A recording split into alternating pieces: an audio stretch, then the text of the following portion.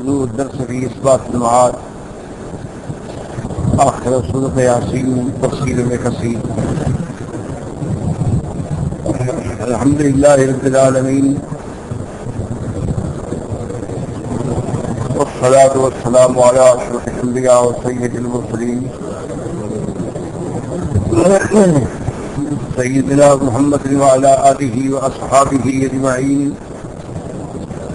اللهم صل على سيدنا محمد وعلى آل سيدنا محمد كما صليت على إبراهيم وعلى آل إبراهيم في العالمين إنك حميد مجيد. أعوذ بالله من الشيطان الرجيم. بسم الله الرحمن الرحيم. أوليس الذي خلق السماوات والأرض بقادر على أن يخلق مثلهم بلى وهو الخلاق العليم. إنما أمره إذا أراد شيئا أن يقول له كن فيكون. فسبحان الذي بيده ملكوت كل شيء وإليه ترجعون.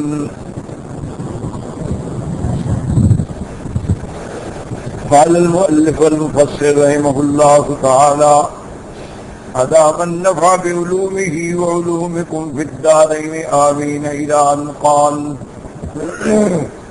وقال الإمام أحمد حدثنا محمد بن نمير قال حدثنا موسى بن المسيب عن شعر بن الرحمن بن غنم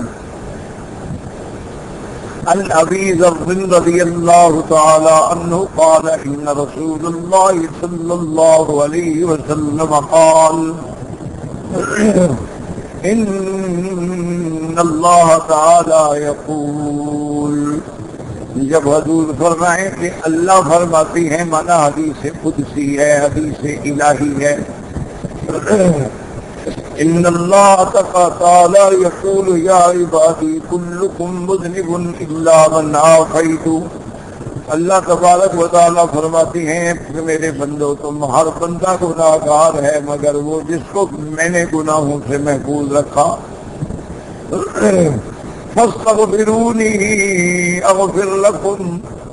تم مجھ سے بخشش طلب کرو، استغفار کرو، میں تمہارے گناہ بخشوں گا، کیونکہ ہر بندہ جو ہے گناہگار ہے. اس لیے میرے محبوب دو عالم صلی اللہ علیہ وسلم فرماتے ہیں کلنا خطاؤون وخیر الخطائین التوابون. او کما قال النبی صلی اللہ علیہ وسلم، حضور نے فرمایا سب خطا کرنے والے خطاؤن مبالغہ کا صیغہ یعنی اکثر خطا کرنے والے. وخیر الخطائین التوابون. اور حضور فرماتی ہیں کہ سب سے بہتر گناہگار وہ ہوتی ہیں جو اللہ کے دروازے پہ گر کے توبہ کر لیتے ہیں. اللہ تبارک و تعالیٰ اس کو توبہ سے بڑے گناہ جو ہے وہ بھی معاف ہو جاتے ہیں، کبائر بھی معاف ہو جاتے ہیں، صغائر بھی معاف ہو جاتے ہیں. صرف حقوق العباد ہیں جو معاف نہیں ہوتے، وہ بندے کو ہر حال میں ادا کرتے ہیں. وَكُلُّكُمْ فَقِيرٌ إِلَّا مَنْ أَغْنَيْتُ. اللہ فرماتے ہیں تم سب محتاج ہو، تم سب فقیر ہو، تم سب مانگنے والے ہو، صرف میری ذات غنی اور دینے والی ہے. تو ہر بندہ جو ہے وہ محتاج ہے. اللہ کی رحمت کے بغیر وہ ایک قدم بھی نہیں اٹھا سکتا. اس لیے حدیث مبارک میں آتا ہے کہ اشعریین کا وفد آیا حضور کی خدمت میں، قبیلہ اشعر کا وفد آیا جن میں ابھی موسیٰ اشعری رضی اللہ تعالی عنہ حضور کی خدمت میں آئے کہ ہمارے قبیلے کا حال بہت تنگ ہے، تاکہ بیت المال سے مدد مانگیں حضور سے کہ ہماری مدد فرمائیں. جب آیا حضور صلی اللہ علیہ وسلم کی خدمت میں وفد تو حضور نے جب نماز پڑھائی تو یہ آیت مبارک تلاوت کی وما من دابۃ فی الارض الا علی اللہ رزقها کہ کوئی جاندار زمین پہ چلنے والی ایسی چیز نہیں جس کا رزق میرے ذمے ہے. وہ ہر جانور ہے، انسان ہے، کیڑے مکوڑے ہیں، حشرات ہیں، جو بھی چیزیں ہیں، سب کی رزق جو ہے وہ اللہ کی ذات سے ہے. اور اللہ نے اپنے اوپر لازم کر دیا ہے کہ میں ہر حال میں اس کو رزق، ورنہ اللہ پہ کوئی چیز واجب نہیں ہوتی. ان اللہ اوجب علی نفسہ بکرمہ، اللہ نے اپنی مہربانی سے، اپنے احسان سے اپنے اوپر لازم فرمایا. اس لیے فرماتی ان اللہ هو الرزاق ذو القوۃ المتین، اللہ تبارک و تعالی ہی کی ذات ہے جو رزاق ہے، جو طاقتور ہے، جو دینے والے. اس لیے اللہ تبارک و تعالی نے دوسری جگہ ارشاد فرمایا ہے کہ میرے بندے تم کو میں نے اپنی عبادت کے لیے پیدا کیا ہے، میں نے تم کو اس لیے نہیں بنایا کہ تم مجھے میرے لیے کوئی دولت جمع کرو، مال جمع کرو. وما خلقت الجن والانس الا ليعبدون، میں نے انس و جن کو نہیں پیدا کیا مگر خالص اپنی عبادت کے لیے. ما اريد منهم من رزق وما اريد ان يطعمون، نہ تو مجھے ان سے کوئی رزق چاہیے نہ مجھے ان سے کوئی کھانا چاہیے. ان اللہ هو الرزاق ذو القوۃ المتین، تو ہر چیز، ہر مخلوق کا رازق اللہ تبارک و تعالی. اور پھر یاد رکھو رزق بھی اللہ نے لکھ دیا ہے، نہ بڑھ سکتا ہے نہ کم ہو سکتا ہے. اس لیے سابقہ کتابوں میں، کتاب تورات میں آتا ہے کہ اللہ تبارک و تعالی نے فرمایا یا بنی آدم خلقتک لعبادتی فلا تلعب، اے آدم کے بیٹے میں نے تمہیں اپنی عبادت کے لیے پیدا کیا ہے، تم کھیل کود میں وقت ضائع نہ کرو. وقسمت رزقک فلا تتعبر، میں نے تیرا رزق بھی تقسیم کر دیا، پھر وجہ ٹکرے نہ مارو، بس محنت کرو جتنا ہو سکتی ہے، باقی اللہ کے ہاتھ میں ہے. اللہ یبسط الرزق لمن یشاء ویقدر، اللہ چاہے تو رزق بڑھا دے، اللہ چاہے تو رزق گھٹا دے. اگر وہ بڑھاتے ہیں تو اس کی حکمت ہے اور گھٹاتے ہیں تو اس کی حکمت ہے. اللہ نے کسی کو غنی بنایا ہے، کسی کو فقیر بنایا ہے، کسی کو امیر بنایا ہے، سب اللہ کی حکمتیں ہیں. اللہ تبارک و تعالیٰ کے رزق کے، اللہ کی تقدیر پہ ہر حال میں راضی ہے. نحن قسمنا بینہم معیشتہم فی الحیاۃ الدنیا ورفعنا بعضهم فوق بعض درجات. اللہ فرماتے ہیں ہم نے دنیا میں ہر مخلوق کے لیے رزق کی تقسیم کر دی، کسی کو اونچا کر دیا ہے، کسی کو پست کر دیا. تو میرے آقا محبوب دو عالم رحمت دو عالم سیدنا محمد مصطفیٰ صلی اللہ علیہ وعلا آلہ واصحابہ وسلم تسلیما کثیرا، آپ نے جب یہ آیت نماز میں تلاوت کی وما من دابۃ فی الارض الا علی اللہ رزقها، نماز کے بعد بنو الشریکین کا وفد جو ہے ابھی موسیٰ نے فرمایا چلو واپس چلیں. جب مسجد سے نکل آئے انہوں نے کہا ہم تو حضور سے کچھ مانگنے آئے تھے، اللہ کے بندے تم نے تو بات ہی نہیں. اس نے کہا جب اللہ نے وعدہ کر دیا ہے کہ ہر چیز کا رزق میرے ذمے ہے، ہر مخلوق کا رزق میرے ذمے ہے، تو کیا ہم حیوانوں سے بھی گئے گزرے؟ جب اللہ ان کو رزق دے گا تو ہمیں بھی دے گا، مانگنے کی کیا ضرورت؟ اس لیے فرمایا کہ اب میں حضور سے بھی درخواست نہیں کرتا، کیونکہ رزق دینے والی اللہ تبارک و تعالیٰ کی ذات ہے. اس لیے حدیث میں آتا ہے اللہ فرماتے ہیں یا عبادی کلکم فقیر، تم سب محتاج ہو، سب فقراء ہو، سب مانگنے والے ہو، اگر صرف میں غنی ہوں کہ میں وہ غنی ہے جس کو میں غنی کر دوں. انی جواد ماجد واجد افعل ما اشاء، میری ذات ہے جو سخی ہے، میری ذات ہے جو عزت و شان والی ہے، اور میری ذات ہے جو چاہے، جو جب میں جو چاہوں جیسا چاہوں کر دوں، کوئی روکنے والا نہیں.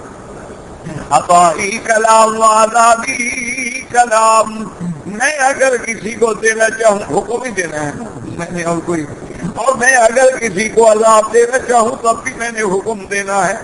اللہ تعالیٰ تو بس حکم فرمائیں گے کہ ہو جا. اس کے بعد فرماتے ہیں اذا اردت شیئا فانما اقول له کن فیکون. اذا اردت شیئا، جب میں کسی چیز کے کرنے کا ارادہ کرتا ہوں بس کہتا ہوں ہو جا، بس ہو جا. وقوله تبارك وتعالى فسبحان الذي بيده ملكوت كل شيء وإليه ترجعون تنزيه وتقديس وتبرية من السور الحي القيوم. یاد رکھو سبحانہ، اس لیے آپ نماز میں بھی پڑھتے ہیں سبحانک اللہم وبحمدک، رکوع میں پڑھتے ہیں سبحان ربی العظیم، سجدے میں پڑھتے ہیں سبحان ربی الاعلی.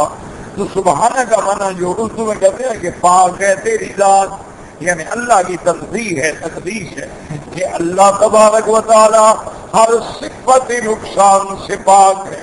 ہر وہ صفت جو اللہ کی شان کے لائق نہ ہو اللہ پاک ہے.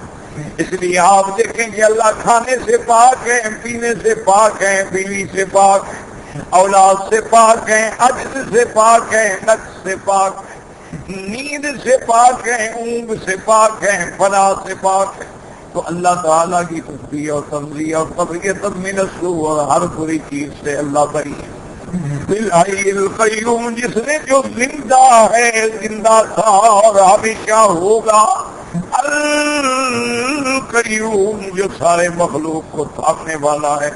اور فرماتے ہیں الذی بیدہ مقالید السماوات والارض، اور وہ شان والا رب جس کے ہاتھ میں آسمانوں اور زمینوں کے خزانے کی کنجیاں، آسمانوں اور زمینوں کے خزانے اس کے ہاتھ میں. وَإِلَيْهِ يُرْجَعُ الْأَمْرُ كُلُّهُ، اور ہر عمل اسی کی طرف لوٹنا ہے. وَلَهُ الْخَلْقُ وَالْأَمْرُ، مخلوق بھی اسی کی ہے، حکم بھی اسی کا ہے. وَإِلَيْهِ تُرْجَعُ الْعِبَادُ يَوْمَ الْمَعَادِ، اور قیامت والے دن تمام بندے اسی کی طرف لوٹ کے حاضر ہوں گے. فَيُجَازِي كُلُّ عَامِلٍ بِعَمَلِهِ، ہر عمل والے کو اس کے عمل کے مطابق بدلہ دیں گے. وَهُوَ الْعَادِلُ وَالْمُنْعِمُ وَالْمُتَفَضِّلُ، وہ ذات عدل کرنے والی ہے، وہ ذات انعام کرنے والی، وہ ذات احسان کرنے والی ہے. وَمَعْنَا قَوْلُهُ سُبْحَانَهُ وَتَعَالَى فَسُبْحَانَ الَّذِي بِيَدِهِ مَلَكُوتُ كُلِّ شَيْءٍ كَقَوْلِهِ عَزَّ وَجَلَّ قُلْ مَنْ بِيَدِهِ مَلَكُوتُ كُلِّ شَيْءٍ، وَقَوْلِهِ تَبَارَكَ وَتَعَالَى تَبَارَكَ الَّذِي بِيَدِهِ الْمُلْكُ وَالْمُلْكُ وَالْمَلَكُوتُ وَاحِدٌ فِي الْمَعْنَى وَرَحْمَةٌ كَرَحْمَةٍ وَرَحْمُوتٍ. ملک ملکوت ایک ہی معنی ہے کہ تمام ملک کا مالک میرے اللہ کی ذات ہے. آسمانوں کا ملک ہو، زمینوں کا ملک ہو، تمام ملک کا مالک اسی کی ذات ہے. باقی دنیا میں جو ملک ہے یہ تو مجازی ملک ہے، حقیقی ملک تو اللہ تبارک و تعالیٰ کی ذات ہے. تمام ملک الاملاک اسی کی ذات ہے. اس لیے فرماتے ہیں قل اللہم مالک الملک تؤتی الملک من تشاء وتنزع الملک ممن تشاء. اسی کی ذات مالک ہے، وہ چاہے تو جس کو ملک چاہے دے دے اور جس سے چاہے ملک چھین لے. وتعز من تشاء وتذل من تشاء، وہ چاہے تو فقیروں کو گداؤں کو بادشاہ کر دے اور وہ چاہے تو بادشاہوں کو قیدی بنا کے ذلیل کر دے. اس کی مرضی. تعز من تشاء وتذل من تشاء بیدک الخیر انک علی کل شیء قدیر. وہ ہر چیز پہ قدرت رکھنے والے ہیں. اس لیے فرماتی ہیں کہ جیسے رحمہ کا لفظ ہے یا رحبوت معنی ایک ہے، رحمہ کا لفظ ہے رحبوت ایک ہے، جبر کا لفظ ہے جبروت ایک ہے. ومن الناس من زعم ان الملك هو عالم الاجساد والملكوت هو عالم الارواح. بعض علماء فرق کرتے ہیں، وہ فرماتے ہیں کہ ملک کا معنی یہ ہے یہ جو انسانوں کا، اجساد کا، حیوانوں کا یہ ملک ہے، اور جو روح ہے وہ ملکوت ہے. لیکن پہلا معنی ٹھیک ہے کہ ملک ہو یا ملکوت ہو، رحمہ ہو یا رحبوت ہو، اسی طرح جبر ہو یا جبروت ہو، رحمہ ہو یا رحبوت ہو، معنی ایک ہے. والصحيح الأفضل وهو الذي عليه الجمهور من المفسرين وغيرهم وہ پہلا قول جو ہے وہ صحیح ہے اور جمہور مفسرین کی رائے اسی پر ہے. قال الامام احمد حدثنا شريح بن النعمان قال حدثنا حماد بن عبد الملك بن عمير قال حدثني ابن عمر حذيفة وهو ابن اليمان رضي الله عنه. حضرت حذیفہ سے روایت ہے. حضرت حذیفہ صحابی ہیں میرے بدی محمد مصطفیٰ اور یہ ان شان والے صحابہ میں سے ہیں جو صاحب سر رسول اللہ حضور کے راز دان کا لقب جن کو ملا ہے. حضور نے کچھ چیزیں ان کو بتائی جو کسی صحابہ کو نہیں بتائی. قال قمت مع رسول اللہ صلی اللہ علیہ وسلم ذات لیلۃ فقرأ السبع الطوال فی رکعات. حضرت حذیفہ فرماتی ہیں کہ میں نے ایک دن رات کو حضور کے ساتھ تہجد پڑھی. حضور صلی اللہ علیہ وسلم نے 7 بڑی صورتیں جو ہیں وہ ساری ایک رکعت میں پڑھی. یہ ہے تو ہماری تہجد تھوڑی ہے کہ ٹکریں ماری اور 8 رکعتیں ختم. یعنی سورۃ البقرہ ہے,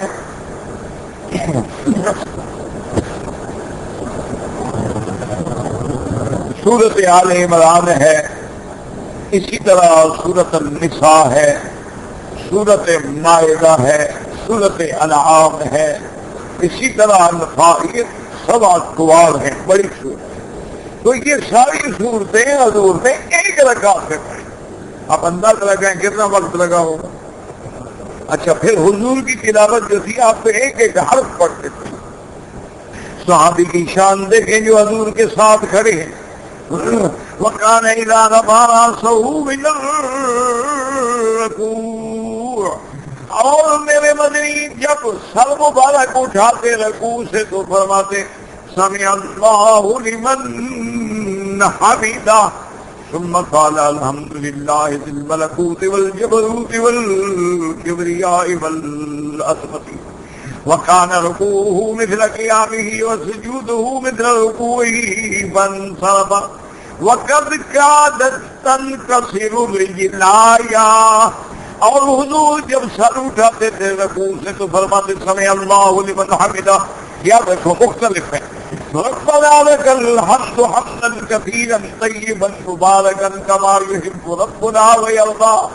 اور کبھی فرماتے الحمدللہ من السماوات ومن الارض ومن ما بینہما ومن ما فیہما ومن ما شئت من شیء بعد.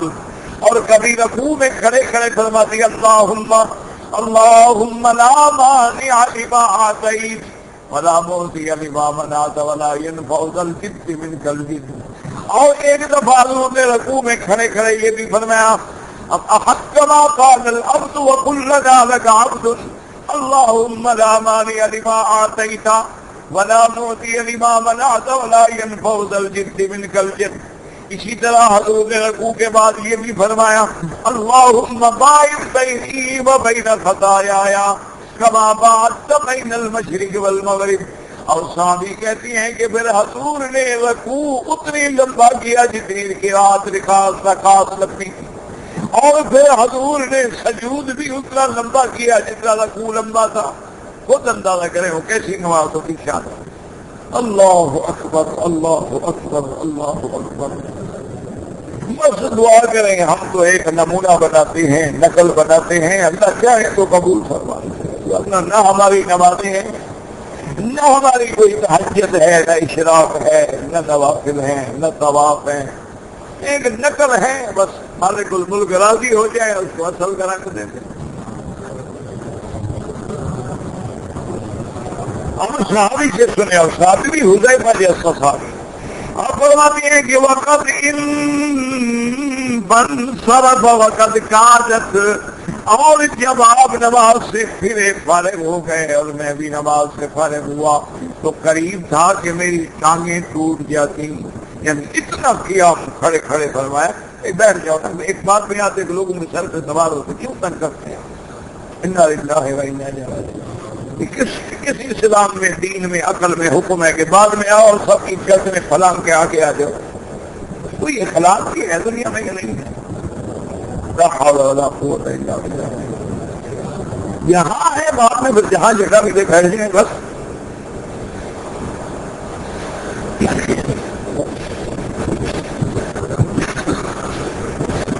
تو یہ نماز ہے میرے مدنی محمد مصطفیٰ کی. دعا کریں اللہ پاک ہمیں بھی حضور کی اتباع نصیب فرمائے. اور دیکھیں نا جی کہ حضرت شیخ الحدیث زکریا رحمت اللہ علیہ نے لکھا ہے، بہت بڑے عالم تھے، تبلیغی جماعت کے بڑے بزرگوں میں گزرے ہیں، بہت ہو گئے، مدینہ منورہ میں دفن ہیں. تو انہوں نے لکھا ہے کہ جب ہماری جوانی تھی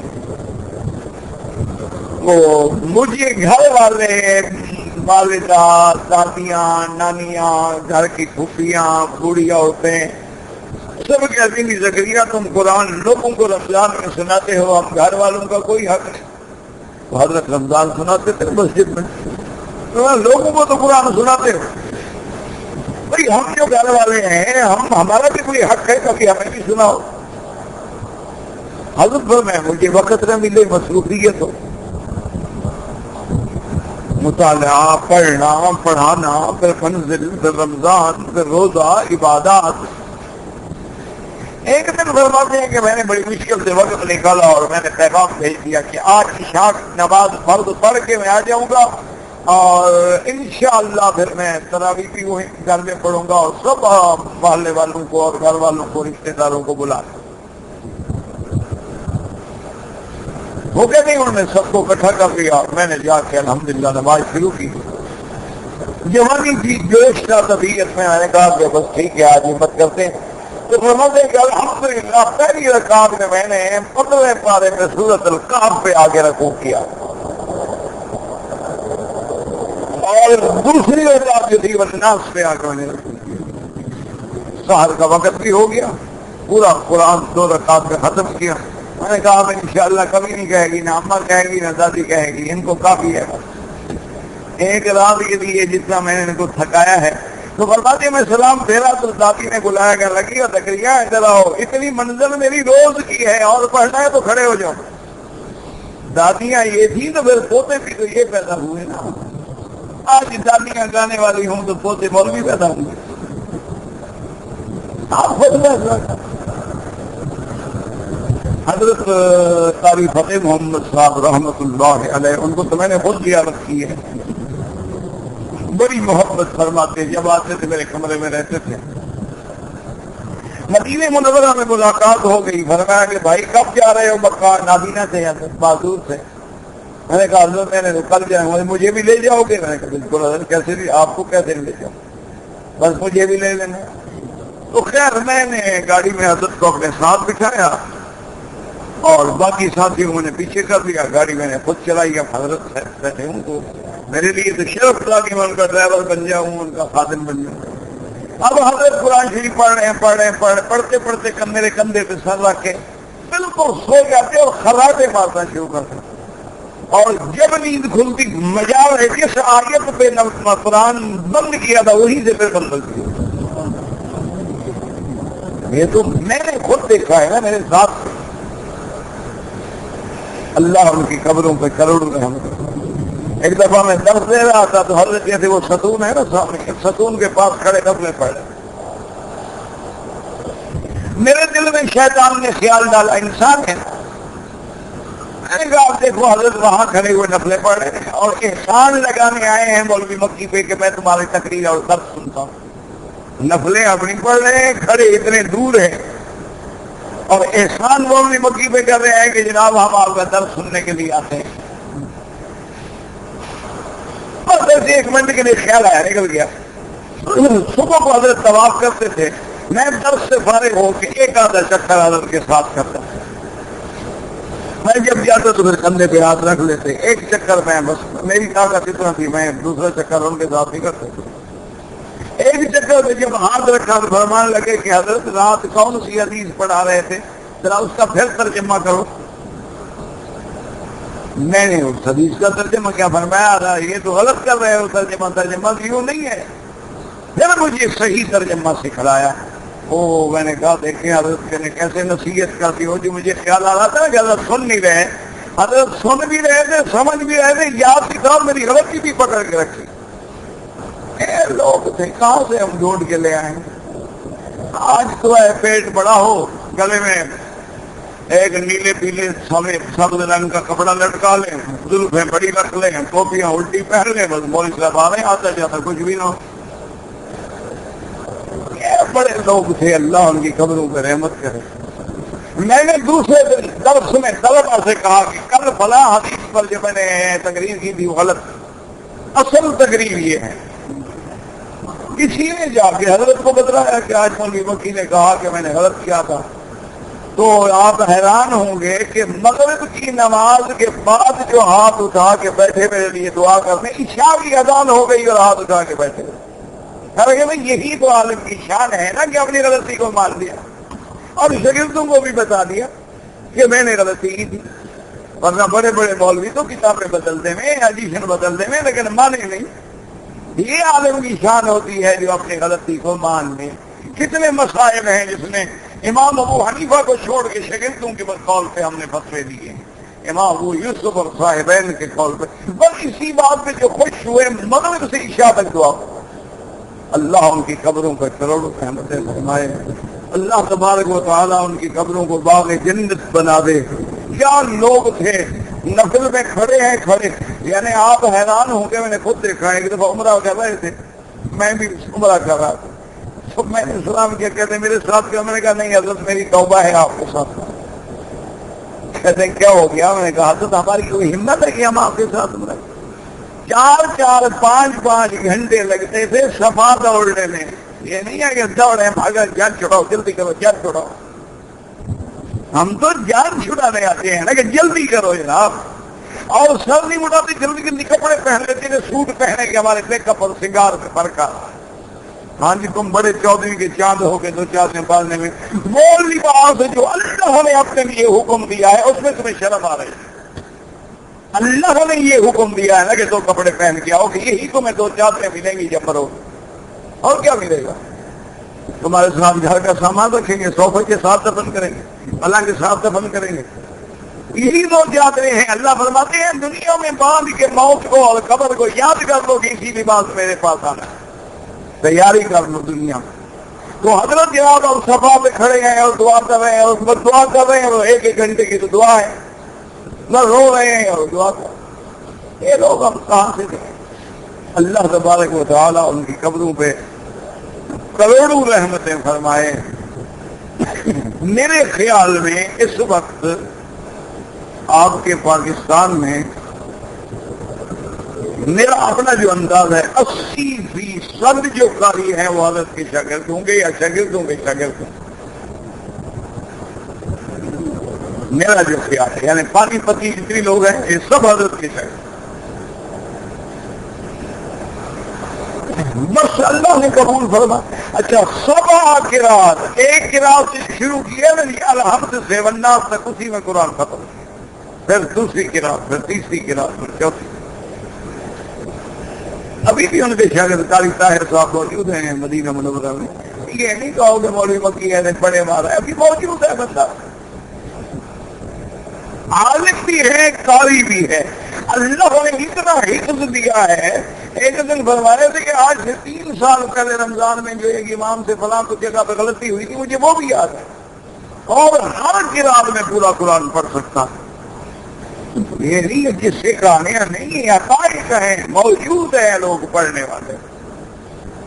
آج تم جھگڑے کرتے ہو جی تراویح 8 رکعت ہے کہ 20 رکعت، اور جی 8 پڑھو لیکن اسی طرح پڑھو جیسے حضور نے پڑھی ہے، تم وہ ساری کے وقت ختم کرو، میں مان لو گے تمہاری تہجد حضور کے مطابق۔ جان چھڑانی ہو تو پھر ٹھیک ہے، پھر 8 کا پڑھو، پھر 4 ہی پڑھ لو، 2 پڑھ لو، نہ ہی پڑھو، اور جی سنت ہے نا ثواب ہی نہیں ہوگا، بس اور کیا ہو۔ ہم تو لوگوں کو عبادات سے روکنے والے ہیں کہ اگر وہ 4 سنتیں ظہر سے پہلے پڑھتا ہے نہیں چھوڑو 2 ہے، پہلے 4 سے 2 پہ آئے، پھر انشاءاللہ 2 بھی چلی جائے گی، اور چھوڑے یار نماز کے بعد کون سی سنت پڑھ رہے ہیں، بس ہو گئی۔ ہم لوگوں کو عبادات سے روکنے والا. اگر وہ ذکر کا چھوڑو بھائی بدعت ہے یار. حضور پاک نے روزانہ کو 10,000 دفعہ درود شریف پڑھے تو حضور پاک نے تو روزانہ 10 طواف بھی نہیں کیے ہیں. بس 10 طواف کرو یہ بھی بدعت ہے. حضور نے زندگی میں ایک حج پڑھا ہے, جن نے 2 یا 4 یا 5 پڑھے وہ بدعت ہے. کوئی عقل کرو. بدعت کا معنی ہوتا ہے جس عبادت کا اصل قرآن حدیث اجماع میں نہ ہو. اگر ہے وہ کیا بدعت ہے؟ اب طواف کا حکم قرآن میں بھی ہے حدیث میں بھی ہے. تم 1,00,000 طواف کرو تو کوئی بدعت نہیں. تم ہر نماز کے بعد 2 طواف کرو کوئی بدعت نہیں. کیونکہ اصل موجود ہے کہ وَلْيَطَّوَّفُوا بِالْبَيْتِ الْعَتِيقِ. اسی طرح عمرے کا حکم قرآن میں موجود ہے. أَتِمُّوا الْحَجَّ وَالْعُمْرَةَ لِلَّهِ إِنَّ الصَّفَا وَالْمَرْوَةَ مِنْ شَعَائِرِ اللَّهِ فَمَنْ حَجَّ الْبَيْتَ أَوِ اعْتَمَرَ. حدیث میں موجود ہے کہ العمرۃ إِلَى الْعُمْرَةِ كَفَّارَةٌ لِمَا بَيْنَهُمَا. اسی طرح ایک حدیث میں ہے کہ حجۃ النسک وعمر القصر ينفيان الذنوب والفقر, کہ بار بار حج کرو, بار بار عمرہ کرو, گناہوں کو بھی مٹا دے گا, تیری غریبی کو بھی مٹا دے گا. جو غریب ہونا اس کے رزق میں برکت نہ ہو, عمرے زیادہ کرو. دیکھو کیسے اللہ رزق کے دروازے کھولتے ہیں. تو جب عمرہ قرآن حدیث میں موجود, اب کیا ہے تم 2 کرو 10 کرو 20 کرو 100 کرو نہ کرو. اب یہ تو نہیں نا کہ اگر کوئی 10 کرے اور یہ روز عمرہ, یہ کیا تماشا لگا رکھا ہے روز عمرہ. عمرہ قرآن حدیث میں ہے کہ نہیں؟ اگر ہے تو اس کا تکرار کیسے بدعت بنتی ہے؟ بدعت وہ ہے جس کا اصل قرآن حدیث میں یاد رکھو نہیں ہے. حضور اذان سے پہلے صلاۃ و سلام پڑھنے کا نہ حدیث میں ہے, نہ قرآن میں ہے, نہ اجماع میں ہے, نہ صحابہ میں ہے, نہ حضور کے مؤذن بلال میں کبھی پڑھا ہے. اب کوئی پڑھے تو ہم کہیں گے بدعت. میلاد منانا جو ہے نہ قرآن میں ہے نہ حدیث میں ہے, نہ حضرت ابو بکر نے منایا, نہ عمر, نہ عثمان, نہ علی, نہ حسن, نہ حسین, نہ بی بی فاطمہ نے منایا. اب اگر کوئی منائے ہم کہیں گے بدعت. کہ اگر یہ دین ہوتا تو سب سے پہلے ابو بکر, عمر, عثمان و علی منائے. ہم ان سے کچھ زیادہ حضور سے محبت کرتے ہیں. یہ معنی ہوتا ہے بدعت کا کہ من احدث فی امرنا ھذا ما لیس منہ. جو آدمی دین میں نئی چیز پیدا کرے جس کا اصل دین میں نہ ہو فہو رد و مردود ہے, اللہ کے ہاں قبول نہیں. اگر دین میں اصل موجود ہے ٹھیک ہے. اب درود پڑھنے کا اللہ نے حکم دیا, ایمان والو تم کیا کرو, صلو علیہ وسلموا تسلیما, اللہم صل علی سیدنا محمد وعلی سیدنا محمد وعلی وسلم. اب اللہ نے حکم دیا, اب یہ تو کہیں کہ تم 1000 پڑھو یا 1,00,000 پڑھو, جتنا مرضی ہے پڑھو. ہمارے کئی استاد تھے جن کا 1,00,000 روز کا درود شریف تھا. 1-2 نہیں, کئی استاد تھے. تو ہم نالائق پیدا ہوئے نا.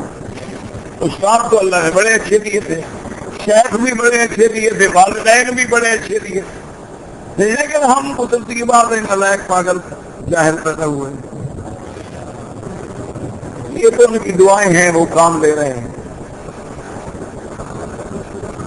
تو اس لیے ہمیشہ یاد رکھو. اور ایک بات یاد رکھو کہ میں کوئی پیر شیر تو ہوں نہیں, نہ مجھے پیر بننے کا شوق ہے. پیر بننا ساری دنیا سے آسان کام ہے. پیر بننا نہ کتاب پڑھانی پڑے.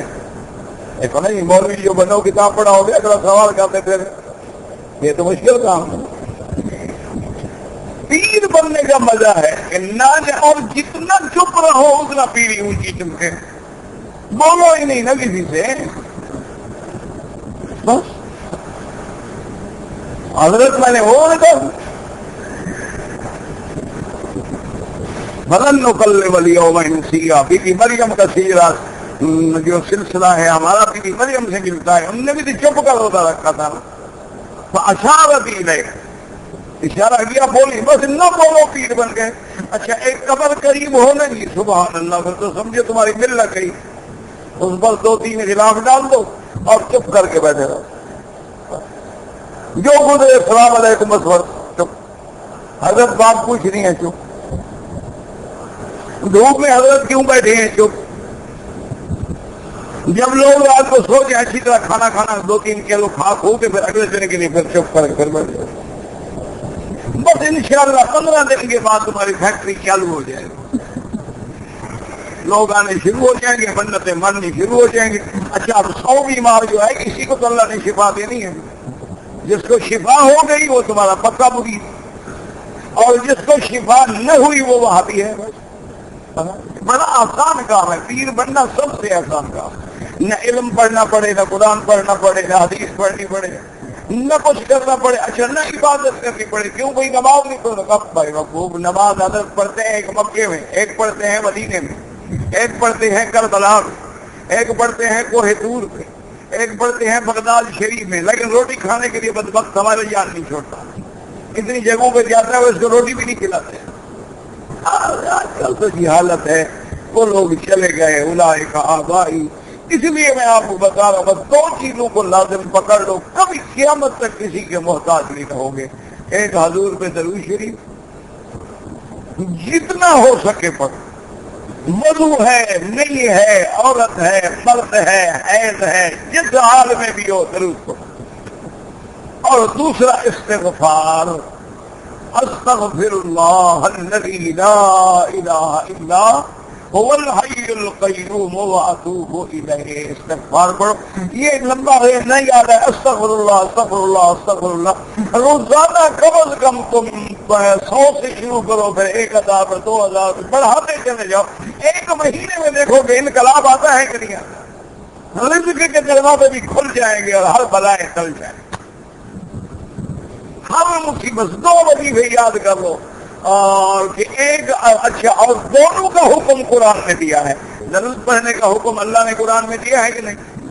اچھا، اور استغفار کا وَقُلْتُ اسْتَغْفِرُوا رَبَّكُمْ إِنَّهُ كَانَ غَفَّارًا۔ اللہ فرماتے ہیں مجھ سے استغفار کرو، بخشش مانگو۔ حضرت سیدنا حسن رضی اللہ تعالی عنہ بیٹھے ہیں، ایک بندہ آیا، اس نے کہا حضرت ہمارے علاقے میں قحط پڑ گئی ہے، بارش نہیں ہے، پر میں سب لوگوں کو کہو استغفار کریں۔ دوسرا بندہ آیا، اس نے کہا حضرت میں نے شادی کی ہے، بیوی بھی جوان ہے، میں بھی جوان ہوں، اولاد نہیں۔ آپ نے فرمایا دونوں استغفار پڑھو۔ ایک اور بندہ آیا، اس نے کہا حضرت میرا بہترین باغ ہے لیکن پھل نہیں لگتا۔ آپ نے فرمایا استغفار پڑھو۔ ایک اور بندہ ہے، اس نے کہا حضرت ہماری ایک ندی ہے جو ہمیشہ بہتی تھی لیکن اب ہو گیا، بند ہو گئی، پانی نہیں آتا۔ آپ نے فرمایا استغفار پڑھو۔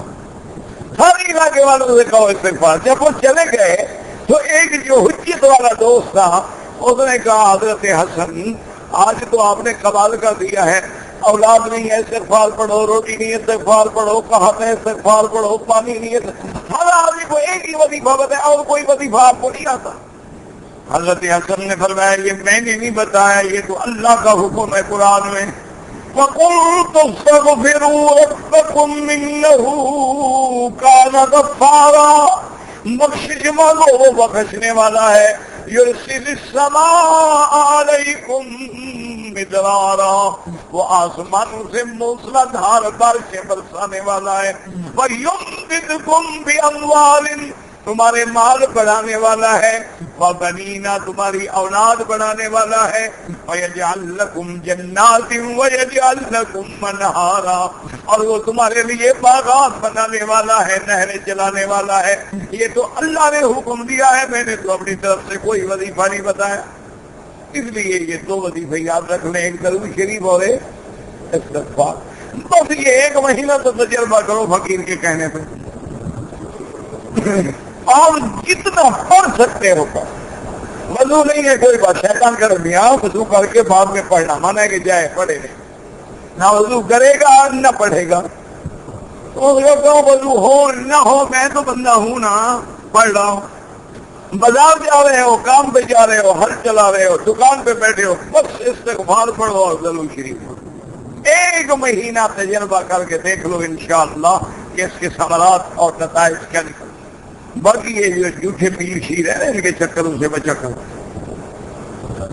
جو سچا پیر ہو اس کے بالکل غلام بن جاؤ۔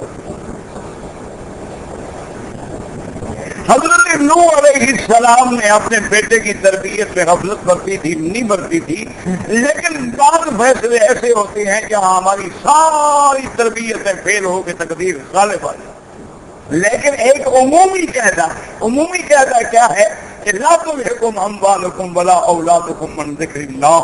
اسی طرح حکم ہے کہ تم کلکم مسئول عن فی رعیتہ، ہر آدمی اپنے رعیت میں مسئول ہے.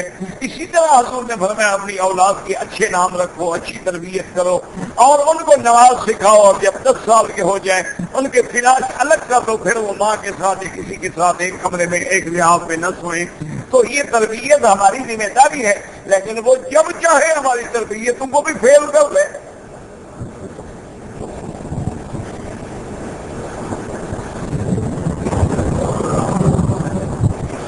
میں نے احرام ہوٹل میں باندھ کے آیا، جمعہ کی نماز پڑھی، احرام کھول دیا، تو تم نے نماز کے لیے احرام باندھا تھا؟ کھول دیا ہے، چادریں باندھ لو، مرضی ہے کھول لو، تماشا. اگر تم نے ہوٹل سے تو ویسے ہی احرام نہیں ہوتا، جب تم باہر گئے نہیں، نیت ہی نہیں کی تو کوئی تم پر جرمانہ نہیں. لیکن ان کو مذاق سے نہ بنا رکھو نا، جب چاہا باندھ لیا، جب چاہا کھول دیا. حرم میں یا حرم کے باہر کھڑے ہو کر عورت نماز جنازہ پڑھ سکتی ہے، بالکل پڑھ سکتی ہے. داڑھی کے بارے میں اسلام کا حکم یہ ہے کہ واجب ہے، اللہ کے نبی کا حکم ہے کہ اوفوا النہی وقصوا الشوارب، اور عمل جو ہے وہ وجوب کے لیے ہوتا ہے. اور دوسرا یہ ہے کہ یہ صرف میرے مدنی پاک کی سنت نہیں بلکہ سنت الانبیاء والمرسلین. اور تیسری بات یہ ہے کہ جب پہلی دفعہ داڑھی منڈاؤ گے تو گناہ صغیرہ ہے، جب بار بار منڈاؤ گے تو گناہ کبیرہ. اور چوتھی بات یاد رکھیں کہ اگر کوئی آدمی یہ سمجھتا ہے کہ داڑھی مجھے بری لگتی ہے، یا بیوی کہتی ہے کہ تم داڑھی منڈاؤ، تو بری کے لگے یا داڑھی کی استہزاء کرے یا اس کو برا سمجھے تو کافر ہو جاتا ہے، اس کا نکاح بھی ختم ہو جاتا ہے. یہ یاد رکھیں. ایک ہے داڑھی نہ رکھنا تو گناہ گار ہے، ایک ہے داڑھی پہ اعتراض کر رہا ہے، داڑھی کو برا سمجھ رہا ہے. جیسے آج کل ہمارے نوجوان طبقے کا خیال ہوتا ہے صبح کو جب اٹھیں گے اور جی ٹھہرو نا، بیٹھو نا یار ذرا، میں شیو تو کر لوں نا، باہر کیسے جاؤں. یعنی بعد اس کو باہر جانے سے روک رہے ہیں کہ برے لگتے ہیں، وہ کافر ہو جاتا ہے.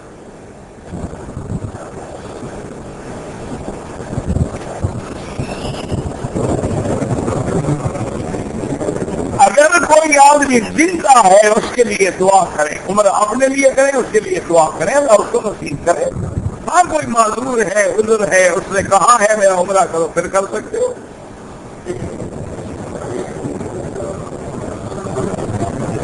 کہتے کہ میں نے 5,000 روپے زکات دینی ہے، تو اس سے میں ٹیلی فون موبائل وغیرہ خرید کے رشتے دار سبحان اللہ دیکھو زکات کیسے ادا کر رہا ہے.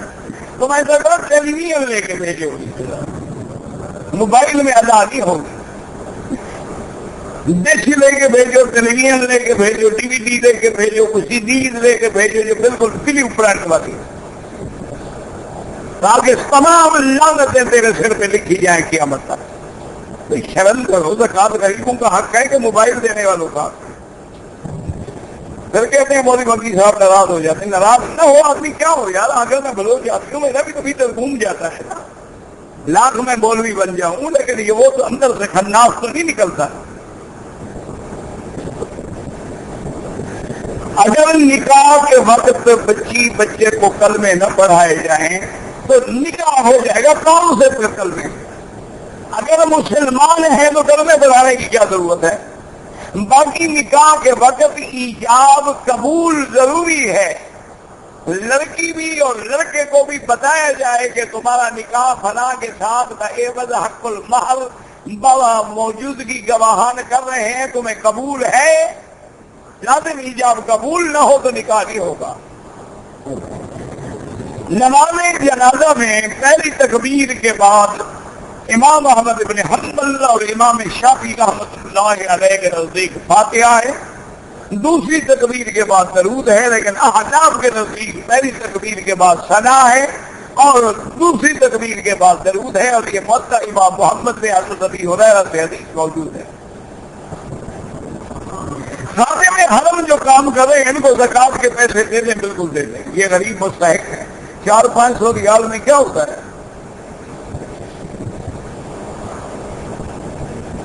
اگر ایک آدمی 4 عمرے بھی کرے، حج بھی کرے، لیکن اپنی بہنوں کو باپ کی وراثت کی جائیداد نہیں دیتا تو قیامت میں وہ زمین اس کے گلے میں ڈالی جائے گی، حج نہیں چھڑائیں گے، یہ حقوق العباد ہے۔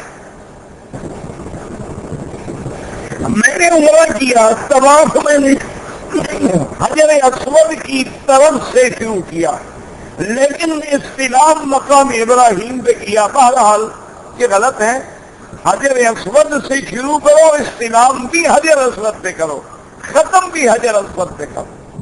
احتیاط یہ ہے کہ ایک دفعہ پھر طواف اچھی طرح دوہرا لو کہ یا اللہ اگر کوئی غلطی رہ گئی ہے تو میں دوبارہ کر رہا ہوں۔ اگر آپ سفر میں ہیں تو نماز قصر پڑھیں گے، یعنی ظہر کی نماز 4 رکعت کے بجائے 2 پڑھیں گے۔ سنت اور نفل جو ہے وہ سفر میں معاف ہیں، یعنی کیا مانا، نہ پڑھو تو گناہ نہیں ہوگا، پڑھو تو ثواب ہوگا۔ اور آج کل کون سا سفر ہے جناب؟ ایئر کنڈیشن بسیں ہیں، ایئر کنڈیشن کاریں ہیں، ایئر کنڈیشن مسجدیں ہیں۔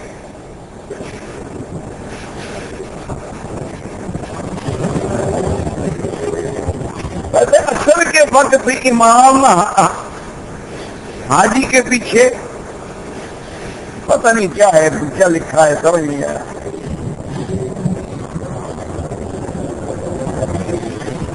کسی وجہ سے اگر نکاح ٹوٹ گیا، اب دوبارہ وہ نکاح کرنا چاہتے ہیں تو دوبارہ حق المہر دو گے؟ یہ تھوڑا ہے کہ حق المہر پہلی کھڑی ہے نکاح کیا، یہ اچھا مسئلہ ہے بھائی۔ حرم کے باہر جو چپلیں پڑی ہیں بالکل استعمال نہ کریں۔ اگر ہم فجر کی اذان کے بعد سنت سے پہلے واجب طواف نفل پڑھ لیں کوئی حرج نہیں، لیکن افضل یہ ہے کہ نماز کے بعد پڑھیں۔ ایک عمرہ کر کے 3-4 رشتے داروں کو بخش سکتے ہیں؟ بالکل نہیں بخش سکتے، ایک کے لیے ایک۔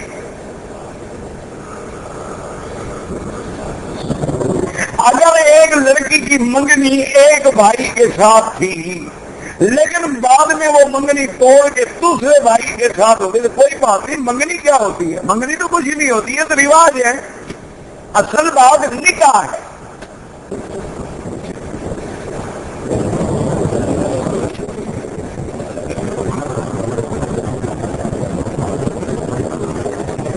اگر کوئی آدمی منت مانے کہ میرا کام ہو جائے، میں ایک بکری خیرات کروں گا، تو بالکل اسی طرح کرے جیسے منت مانی ہے۔ اگر ٹخنوں سے نیچے سلوار ہے یا قمیض ہے یا چادر ہے، نماز تو ہو جائے گی لیکن بہت بڑا گناہ۔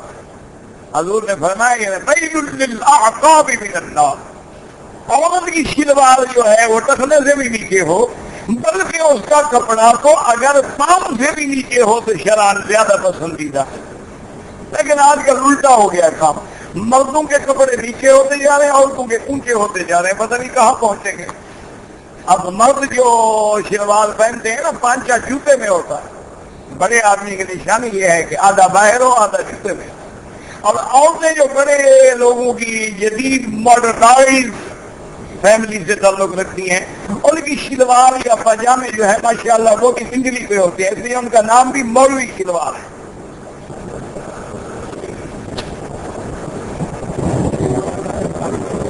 کہتے ہیں کہ مکے والے لوگ جو ہیں وہ نماز میں سنت ادا نہیں کرتے، تو اسی لیے آئے تھے تحقیق کرنے کے لیے۔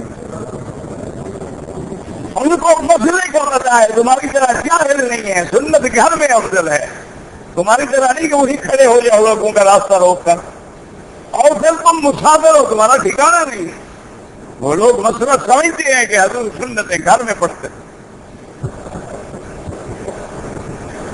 اگر سر مڈانے سے پہلے سلے ہوئے کپڑے پہن لیے، بعد میں سر مڈایا، تو بہرحال اگر پورا کپڑے پہنے ہوئے 5-6 گھنٹے گزر گئے، پھر دم پڑ گئی، اگر فوراً یاد آیا کپڑے اتار کے احرام باندھ کے سر مڈا دیا تو کوئی دم نہیں۔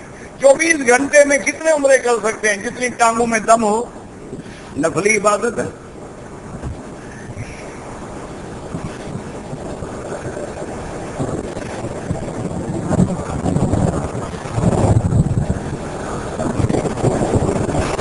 حضرت صبح اللہ بیمار، اللہ شفا کاملہ عطا فرمائے، اللہ ان کو صحت عاجلہ عطا فرمائے. بالکل آپ میرے عزیز ہیں، مجھے ضیاء صاحب جب چاہیں عشاء کے بعد بالکل 1 دفعہ نہیں کروڑ دفعہ ملیں. کہتے تھے کہ آج کل دعا قبول کیوں نہیں ہوتی؟ اس لیے کہ عقل حرام ہے اور زبان پہ ہر وقت جھوٹ ہے.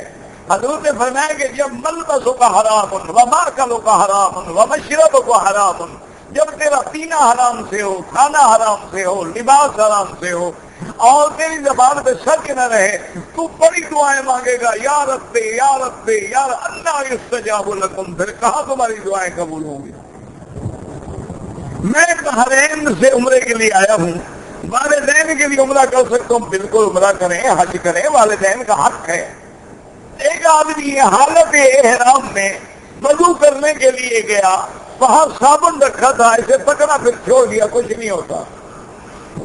ایک آدمی کراچی سے عمرے کے لیے آیا ہے لیکن احرام جتنے سے باندھا تو وہ اصل عمرہ میقات والے سے بھی محروم ہو گیا اور ایک بکری کم بھی پڑ گئی. گائے بھی کم میں دے سکتے ہیں، بالکل دے سکتے ہیں، 7 بکریاں ہیں اس میں. اگر دم پڑ جائے تو لازماً حد حرم میں دینا ہوگا. مکے میں آپ کسی اونچی جگہ پہ بیٹھ جائیں، انشاءاللہ دعا کریں اللہ اونچا کر دے. حرم شریف میں افضل عبادت جو ہے وہ طواف ہے، نفلی عبادت. اس کے بعد نماز ہے نفلی. گھر سے یا ایئرپورٹ سے احرام باندھا، 2 نفل ادا کیے، حرم آیا، 7 چکر طواف کیا، زمزم پیا، 2 رکعت پڑھی، صفا مروہ دوڑے، مکمل ہو گیا. لیکن سر مڑایا کہ نہیں مڑایا؟ سر نہیں مڑایا تو مکمل نہیں ہوا، دم بڑھ گئی.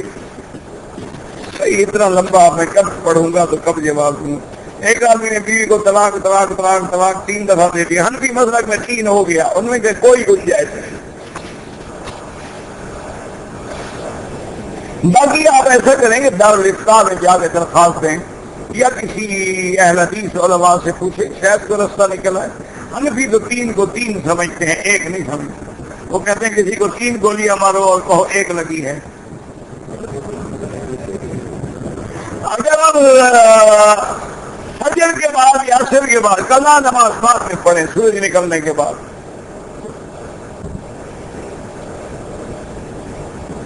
حضرت کا بعض حضرات کا خیال ہے ہر مومن کی قبر میں آتا ہے، یعنی کافر کی قبر میں نہیں آتا. تو سوال تو دونوں سے ہوتا ہے، مومن سے بھی اور کافر سے بھی. پھر اس کا کیا کریں گے؟ سیدھی بات کرو کہ کسی کی قبر میں بھی نہیں آتا ہے.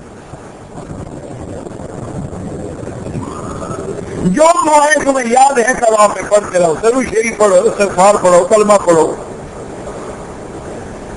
جتنے طواف اللہ ہمت دے. اگر عورت کا چہرہ کھلا ہوا ہے، باقی بدن ڈھکا ہوا ہے، نماز پڑھے، بالکل ہو جاتی ہے نماز. تہجد کے نفل 8 رکعت ہے. برسی منانا کافروں کی سنت ہے.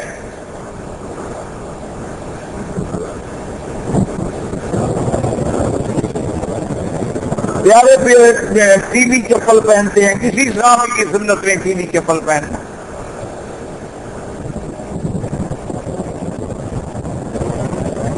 ہم نقشی چادر کندھے پہ ڈالتے ہیں، یہ بھی کسی کی سنت نہیں ہے. یہ ہم نے خود رنگ بنائے ہیں تاکہ پارٹی کا پتہ لگے یہ سبز والے ہیں، یہ کالے والے ہیں، یہ سفید والے ہیں، یہ پیلے والے ہیں. اسلام میں کوئی حکم نہیں. طواف کے بعد 2 رکعت افضل یہ ہے کہ مقام ابراہیم کے پیچھے یا حریم میں یا پھر پورے طواف کی جگہ میں جہاں موقع ملے پڑھ لیں. روز اللہ کی ذات ہے، کوئی پیر روز نہیں ہوتا. قرآن کریم کو معنی سے پڑھنے سے علماء منع کرتے ہیں. معنی یہ ہے کہ تم خود کسی غلطی میں نہ پڑھ جاؤ، عالم کے پاس بیٹھ کے پڑھو. بکری دم ہو مکے میں دینا ہوگا، پاکستان میں نہیں۔ داڑھی ایک مشت رکھنا جو ہے وہ سنت ہے۔ ربنا تقبل منا انك انت السميع العليم وتب علينا انك انت التواب الرحيم اللهم اجعل لنا وللمسلمين من كل هم فرجا ومن كل ضيق مخرجا ومن كل بلاء عافيا۔ یا اللہ بیماروں کو شفا عطا فرما، یا اللہ بیماروں کو شفا عطا فرما، یا اللہ اس عاجز پہ رحم فرما، یا اللہ شفا کاملہ صحت عاجلہ دائمہ عطا فرما، یا اللہ بے حیاؤں کو حیا عطا فرما، بے دینوں کو دین عطا فرما، بے اولادوں کو اولاد عطا فرما، جن کی اولادیں ہیں ان کو صالح بنا، جن کے گھروں میں بچیاں ہیں ان کے رشتے آسان فرما، یا اللہ جن پہ قرض ہے ان کے قرض عطا فرما، جن کے رزق تنگ ہے ان کے رزق میں برکتیں عطا فرما، تمام بلاد اسلامیہ کی حفاظت فرما، مجاہدین کی قدم قدم پہ نصرت فرما، یا اللہ مستہزئین پر اپنا قہر اور عذاب نازل فرما، بلد الامین کو قیامت تک ہر فتنے سے محفوظ فرما۔ ربنا آتنا فی الدنیا حسنۃ وفی الآخرۃ حسنۃ وقنا عذاب النار۔ وصلی اللہ تعالی علی خیر خلقہ سیدنا محمد وعلی آلہ